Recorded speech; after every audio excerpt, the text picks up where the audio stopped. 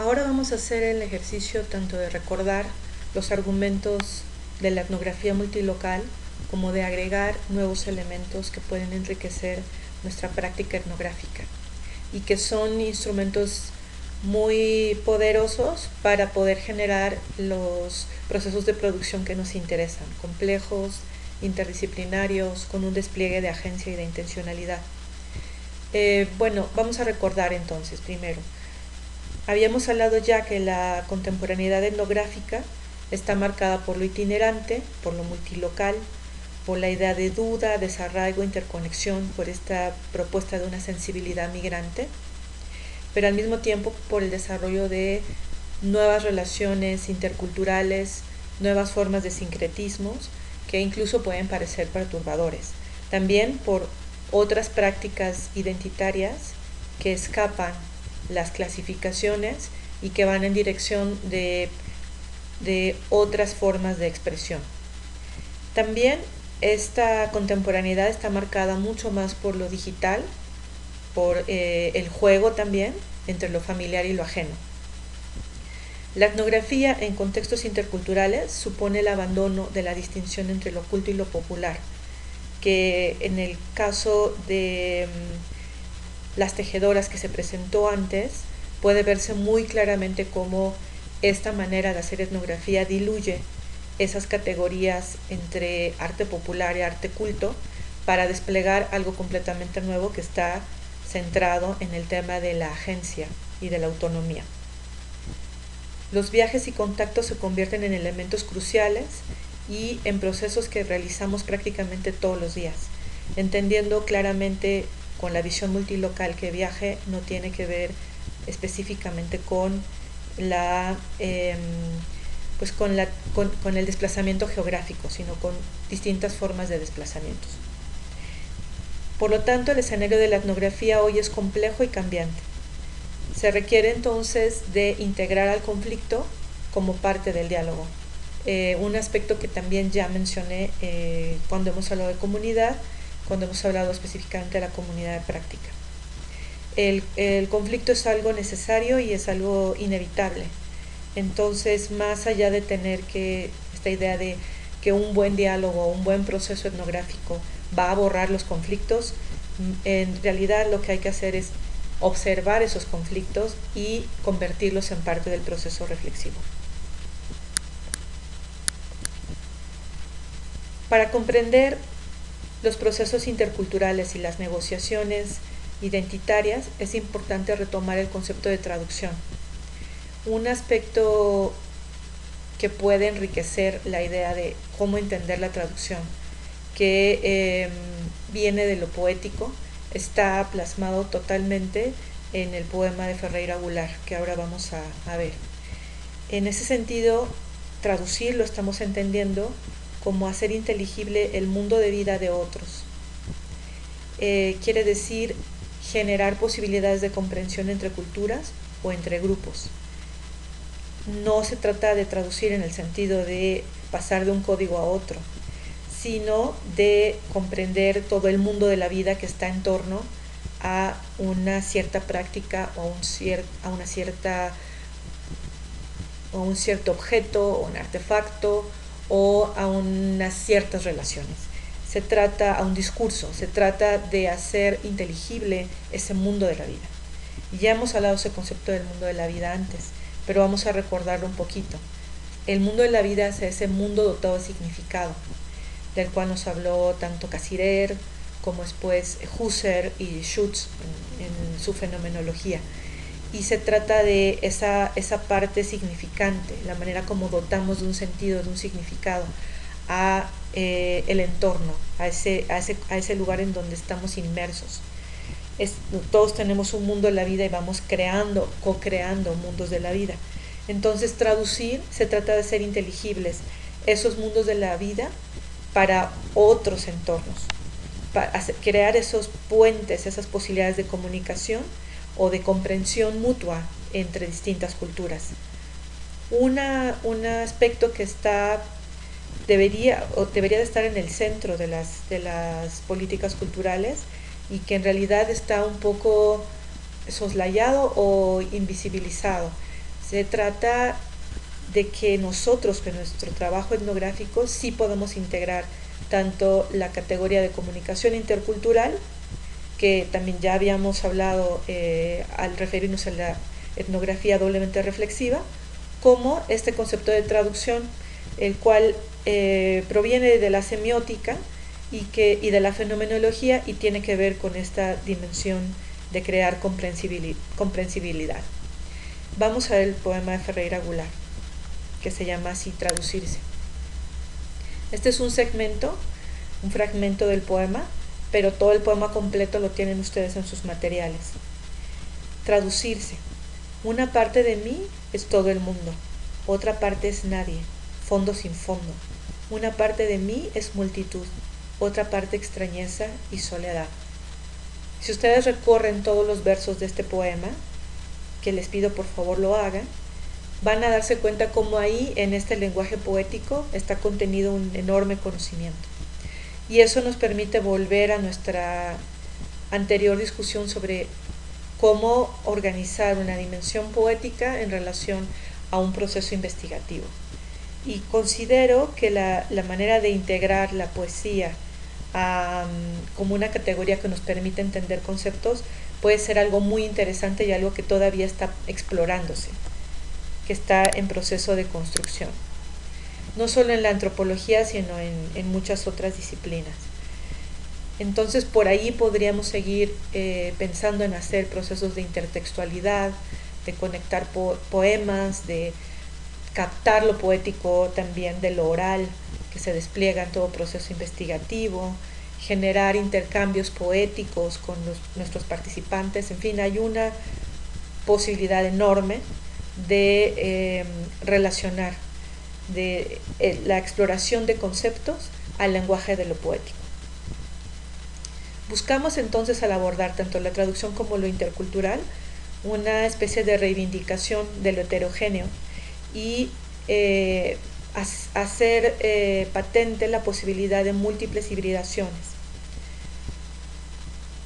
Esto nos llevaría a una dimensión política, en donde tratamos de salir de ese peso de la lógica homogeneizante del capital financiero, del capitalismo cognitivo, y tendríamos que decir algo así como a las protestas contra el Banco Mundial o cualquier otro tipo de protesta de carácter político, hay que agregar un trabajo que sea específicamente intercultural, es decir, de comprensibilidad entre culturas y de crecimiento en las posibilidades de interpretación de la realidad.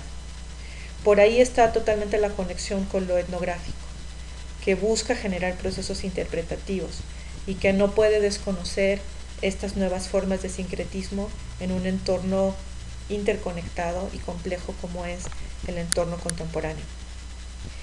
Y para lograr esos procesos interpretativos y esas formas de comprensibilidad, se requiere de un trabajo continuo por parte de quienes participan en el proceso etnográfico. Y dentro de ese trabajo de diálogo hay una herramienta etnográfica que puede ser de utilidad, y esa herramienta se llama el triángulo invertido. Durante el proceso etnográfico se van generando interpretaciones. Se trata de relacionar al menos 3 ámbitos de sentido presentes en el trabajo de investigación. Primero, el propio pensar del etnógrafo, su subjetividad, en este caso del etnógrafo artista, su subjetividad, la manera como relaciona su propia experiencia, el trabajo de campo, las interacciones y la manera como mira y aquello que puede decir desde su propia voz sobre lo que está aconteciendo. Es decir, un vértice de este triángulo invertido, que estaría idealmente en la parte, en uno de los lados superiores, pero no importa dónde lo ubiquemos en realidad, está integrado por la subjetividad y la memoria y el ser y estar en la interacción del propio investigador o artista. En el segundo vértice de este triángulo invertido tendríamos el punto de vista de quienes participan en el proceso etnográfico. con quienes estamos dialogando, nuestros copartícipes del proceso, co-creadores de esta etnografía, con quienes estamos reflexionando y generando estos procesos interpretativos, pero desde su lugar, generando como esta riqueza de visiones y de puntos de vista. Y en el tercer vértice de este triángulo invertido tendríamos los conceptos o la discusión conceptual que está atravesando toda la experiencia. Es decir, no soltamos el proceso etnográfico de una dimensión teórica, sino que la integramos a este proceso dialógico, la enriquecemos desde ahí, la cuestionamos también desde ese lugar de lo empírico, que esa sería una de las características del trabajo etnográfico, a diferencia de otras formas de investigación social o cualitativa. Aquí tenemos esta imagen de nuestro triángulo invertido. Es interesante la idea de la inversión del triángulo, como para evitar darle un peso, una base ancha, sino más bien generar esta idea como de movimiento. Es más bien como una especie de círculo. Al verlo ya estamos imaginando que los vértices se están moviendo y que el triángulo no es estable. Entonces, estas relaciones que van ocurriendo entre los vértices producen el proceso interpretativo en la etnografía, y no es algo que ocurra hacia el final de la etnografía, es algo que ocurre durante todo el proceso etnográfico y que permite ir enriqueciendo el propio proceso e ir generando un refinamiento del trabajo y de la interacción. Y desde luego de múltiples triángulos o relaciones que se presentan en el proceso etnográfico se van definiendo los saberes que se producen ahí, el conocimiento generado desde la interacción.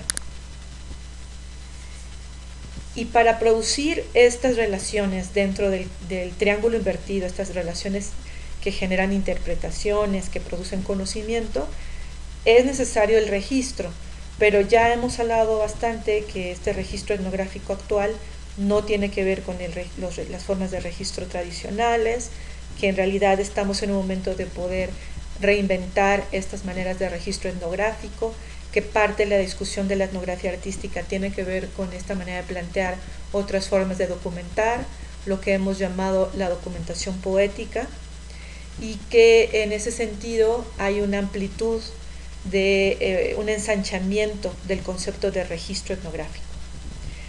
Desde mi punto de vista, yo considero que hay por lo menos 3 capas posibles de este registro etnográfico en su nueva concepción. La primera capa tendría que ver con la descripción metaforizada de la experiencia vivida y compartida. Esa parte es importante, la idea de que sea una descripción metaforizada y no una descripción que pretenda objetividad o linealidad, sino una descripción metaforizada. Segunda capa sería la duda o el cuestionamiento que se pone en diálogo o que surge del propio diálogo. Siempre generar esta cuestión de la sensibilidad migrante en el sentido de ya no como en la visión tradicional separarse, sino aquí de lo que se trata es estar ahí en esta experiencia densa, pero al mismo tiempo estar sensibles, estar abiertos, estar vulnerables, y desde esa vulnerabilidad que surja el cuestionamiento y el pensamiento crítico. Entonces espero que se vayan dando cuenta de cómo va este cambio de paradigma. Ya no es la observación participante que mantiene una distancia de un supuesto objeto de estudio para luego volverse a acercar, participar y salir, etcétera, sino que ahora se trata de una actitud vulnerable y abierta, sensible, que a su vez produce evidentemente un pensamiento crítico. Y la tercera capa sería una transformación del sujeto que se resitúa todo el tiempo y cambia de roles durante el proceso etnográfico. Esa es otra parte importantísima y es innovadora y es parte de lo que yo propongo en este diplomado, entender esas diferencias y posibilidades de cambio en los roles y ya no dejar fijo y rígido el rol de etnógrafo. De tal manera que la triangulación es apenas una parte pequeñita de todo el potencial interpretativo que sucede durante el proceso etnográfico. Si bien considero que sigue siendo interesante hablar en términos de relaciones y de triangulaciones, estas capas que yo estoy agregando me parece que son mucho más ricas y que generan muchas posibilidades y evidentemente complementan todo lo que ya hemos visto antes, la triangulación y lo que ya habíamos visto antes.